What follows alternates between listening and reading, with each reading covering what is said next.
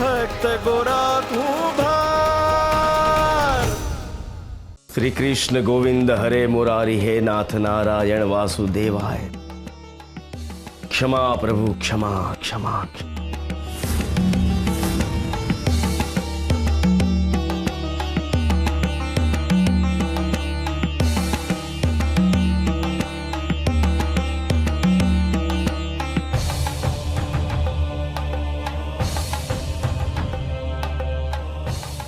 કેમ મને જોઈને આટલા સ્તબ્ધ થઈ ગયા ગિરધરદાસ?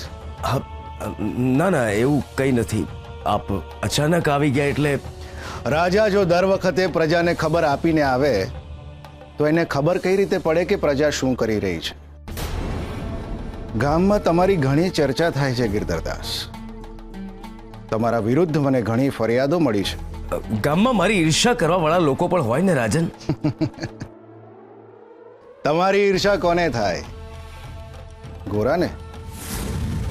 રાજન, ગામમાં મારી વિરુદ્ધ એલફેલ વાતો ફેલાવવામાં આવી રહી છે. જો આ વાતમાં તથ્ય ન હોય ને તો જ સારું છે ગિરધરદાસ. એ બધું જવા દો. ગિરધરદાસ, આજે તમારા માટે ખૂબ જ સારા સમાચાર લઈને આવ્યો છું. અને સમાચાર એટલા સારા છે કે મારાથી રહેવાયું નહીં અને હું સ્વયં તમને સમાચાર આપવા આવી ગયો. મને પૂછશો નહીં સમાચાર શું છે?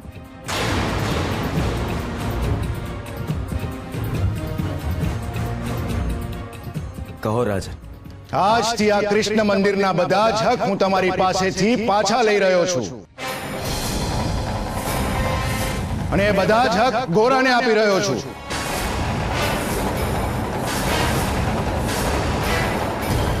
આ તો અન્યાય છે રાજન. તમે મારી પાસેથી મંદિરના હક છીનવીને પેલા 6 વર્ષના છોકરાને આપશો? હા, કારણ તમે હવે આ મંદિર સંભાળવાને લાયક રહ્યા નથી ગિરધરદાસ. ગોરાના કૃષ્ણ મૂર્તિને જોવાથી નહીં પણ તમારા પ્રપંચના કારણે મંદિર અભડાયું છે. એટલે મારી ભૂતકાળમાં કરેલી ભૂલ હવે હું સુધારવા માંગુ છું. તમને આપેલા મંદિરના બધા જ હક હું પાછા લઉં છું અને આજથી મંદિરની પૂજા ગોરા કરશે.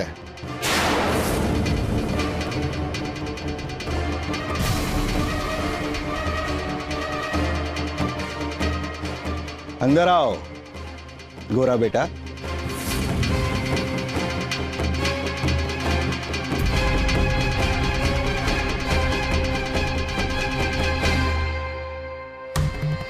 ગોરા મળી ગયો છે ગિરધરદાસ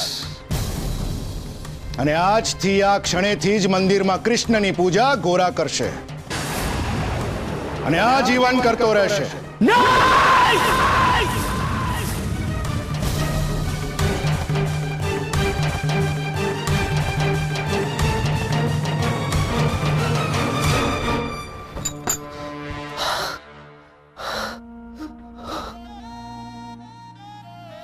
કેવું ભયાનક સપનું જોયું મેં.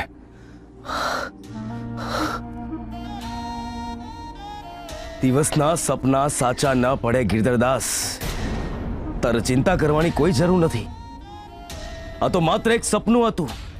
તું કૃષ્ણ મંદિરનો પૂજારી છે અને મરે નહીં ત્યાં સુધી તું કૃષ્ણ મંદિરનો પૂજારી જ રહીશ. પૂજારી બાપા, પૂજારી બાપા, બાપા ઉડતા ઉડતા ખબર આવ્યા છે કે જંગલ બાજુ ગોરાને કોકે જોયો છે.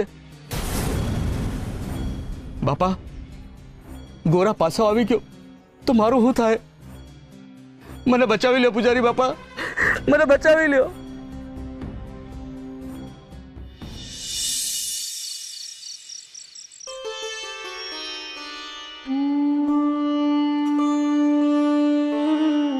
દેવી, અમે અખંડ દીવો લઈને આવ્યા છે.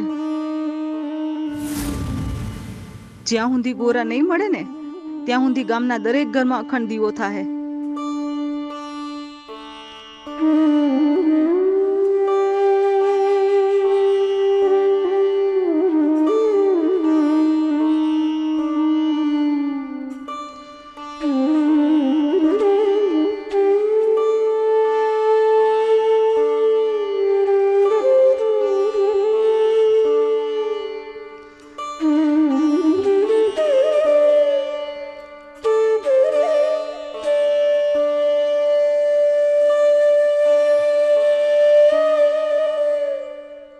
આ દીવામાં રોપેલી શ્રદ્ધા આવતીકાલનો અંધકાર દૂર કરે એવી આશા રાખીએ.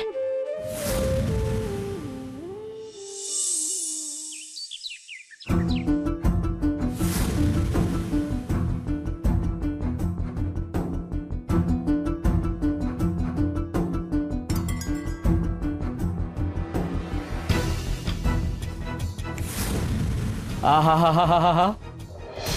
મને હતું જ કે પૂજારી બાપા ખાલી શાસ્ત્ર જ નથી જાણતા, ચમત્કારો કરી શકે છે. મૂર્ખ, શું બકે છે તું? તારું મગજ તો નથી ભમી ગયું ને? આવું તમે મને કહો છો બાપા? આ દીવામાં પાણી તો તમે પૂરો છો. આ આખા ગામમાં કહી દઉં કે પૂજારી બાપા પાણીમાં ભડકા કરે છે. આ પાણીથી લોકો દીવા ઓલવે અને તમે દીવા પ્રગટાવો છો. ચૂપ રે મૂર્ખ, તારી મર્યાદામાં રહે છે. મારી મશ્કરી કરે છે? મારી મશ્કરી કરવાની ના તો તારી લાયકાત છે ના તારી હેસિયત. આ પાણીથી દીવા બળે કે ના બળે, પણ મારા ગુસ્સાની આગથી તું સળગી જઈશ. પણ મેં કર્યું હું? મૂર્ખ, એક તો કરીને ભૂલી જાય છે ને ઉભો દાંત શેનો કાઢે છે? ચાલ નીકળ, નીકળ અહીંથી. મને તારું મોઢું જોવામાં કોઈ રસ નથી. નીકળ. સારું બાપા, હવે તમને આ તમારો ભગલો ગમતો નથી, નહીં આવું. પણ આ તો હું તમારો સેવક છું એટલે એક વાવડ દેવા આવ્યો હતો. પણ શું થાય, તમને તો મારું મોઢું એ પસંદ નથી, તો આ મોઢાની વાત ક્યાંથી પસંદ આવશે? હે, ઉભો રે.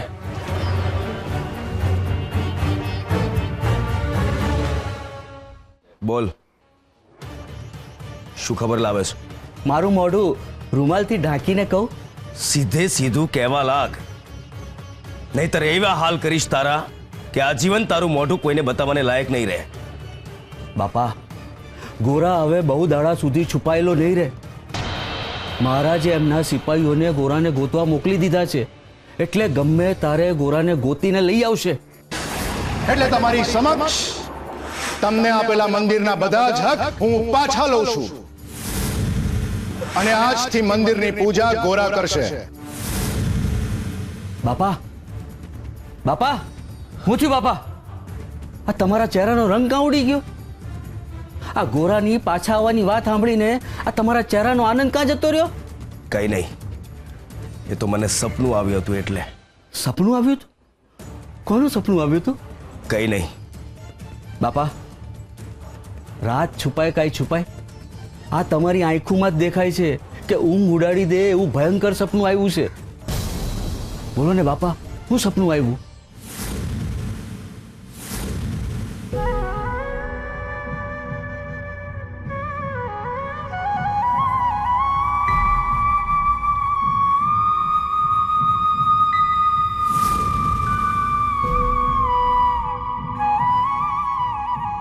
હરે કૃષ્ણ. હે કૃષ્ણ ભગવાન, અમારા ગોરાને હેમ કેમ જલ્દી ઘરે પાછો લાવી દો ને.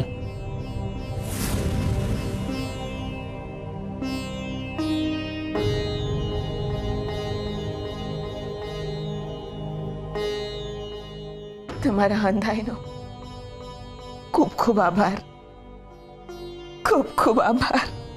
દેવી, ગોરા તો ગામનું ગૌરવ છે.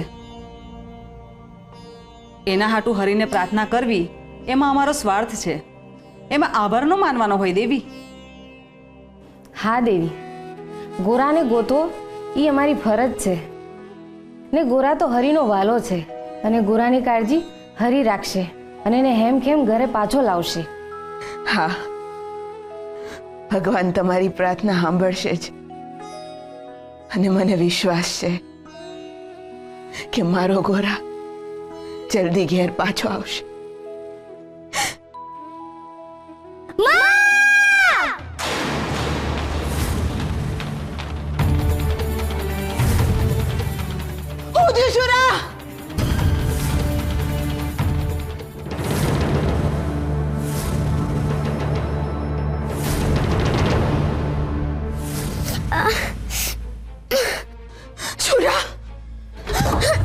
શુરા બેટા,